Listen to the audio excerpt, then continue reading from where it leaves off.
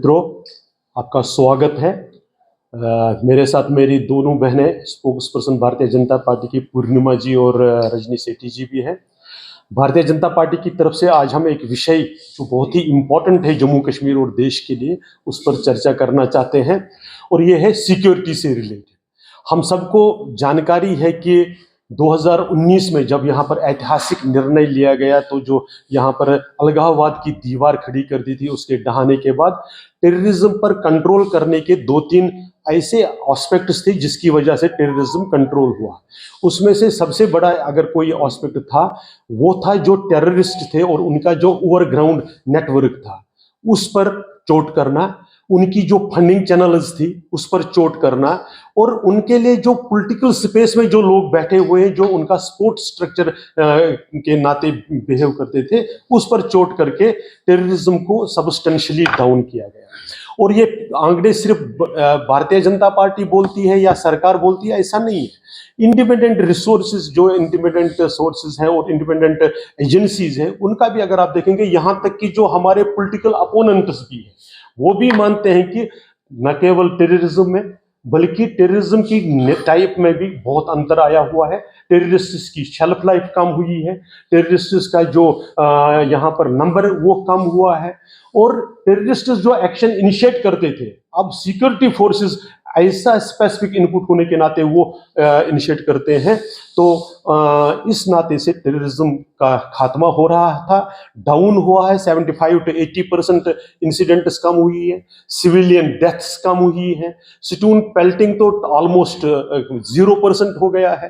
तो इस तरह की जो ये सिचुएशन आई है, अनफॉर्चुनेटली कुछ फोर्सेस ऐसी हैं जो चाहती हैं कि जम्मू कश्मीर वापस उसी डेथ और डिस्ट्रक्शन के पीरियड में, उस डार्क पीरियड में चला जाए।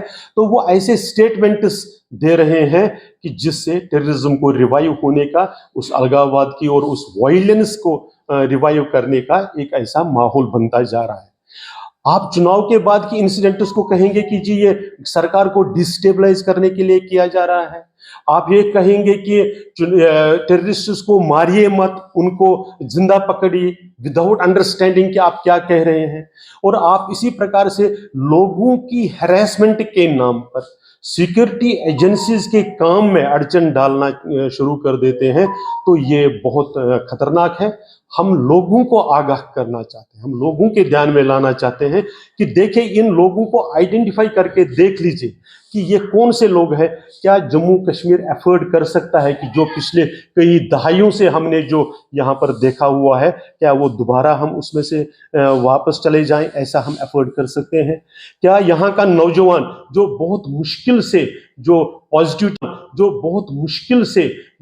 पॉजिटिविटी की तरफ आते हुए बाहर निकलकर अपने टैलेंट को, अपने दम पर, अपनी एफिशिएंसी के दम पर दुनिया में नाम कमा रहा है, चाहे वो सिविल सर्विसेज में हो, चाहे वो स्पोर्ट्स के क्षेत्र में हो, या कोई भी एरिया आप देख लेंगे, यहाँ जम्मू कश्मीर के लोग, जम्मू कश्मीर का नौजवान, चाहे वो लड़का हो, लड़की हो, कोई भी हो, तो वो नाम कमा रहे हैं। लेकिन ये जो कुछ फोर्सेस हैं जिसको हम वो कहते हैं कि सेम पेज पॉलिटिक्स में अपने पार्टनर्स को शायद उनका कर्जा उतारने के लिए इस प्रकार के स्टेटमेंट इशू कर देते हैं। तो भारतीय जनता पार्टी वार्न करना चाहती है कि ये चलेगा नहीं।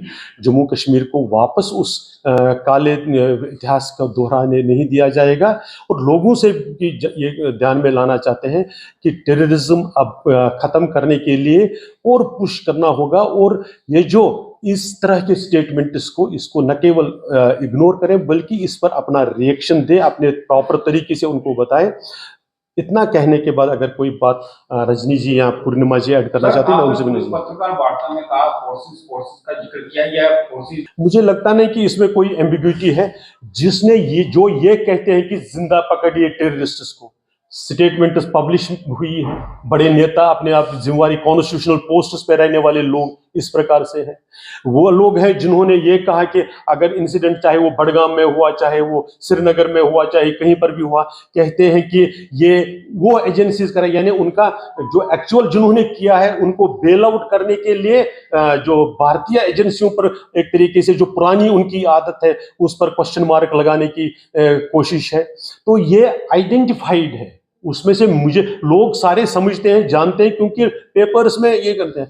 आखिर लोगों को क्या कहते हैं कि हम गाड़ियों में चेकिंग नहीं करेंगे? क्या लोग हैरेसमेंट कहां पर? सिक्योरिटी के नाम पर। क्या एयरपोर्ट पर जब हम जाते हैं तो वो अगर चेकिंग होती है वो हैरेसमेंट है क्या? अगर कहीं इसी तरह से जो कभी सिक्योरिटी के नाम पर हैरेसमेंट को ढाल बनाना, ये एक्चुअल टेररिज्म को और उनके सपोर्टर्स को बेल आउट करने की एक कोशिश है। और इतना ही नहीं, आप नार्को टेररिज्म की तरफ देखेंगे तो जो ड्रग पेडलर्स है, आप देखेंगे कि जो बदनाम पेडलर्स है, उनके यहाँ राजनेता जाकर उनके घर में चला जाता है क्योंकि उसको बेल मिली। ये ठीक है क्या? तो इसलिए ये फोर्सेस आइडेंटिफाइड है।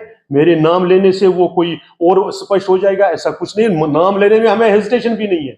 ये मैंने कहा कि कॉन्स्टिट्यूशनल पोस्ट, इलेक्टेड रिप्रेजेंटेटिव्स है, कोई पार्लियामेंट में बैठा है, कहीं कहीं है। तो इसलिए मुझे लगता है कि इस इशू की तरफ लोगों को ध्यान आकर्षित हो और इन ताकतों को भी ध्यान में रखें कि भारतीय जनता पार्टी यहाँ पर दीवार की तरह खड़ी है, यहाँ पर लोगों के इंटरेस्ट्स को डिफेंड करने लगी। जिस प्रकार से हमने इतने वर्षों में टेररिज्म को समाप्त करने के लिए काम किया, आगे भी चलता रहेगा। ये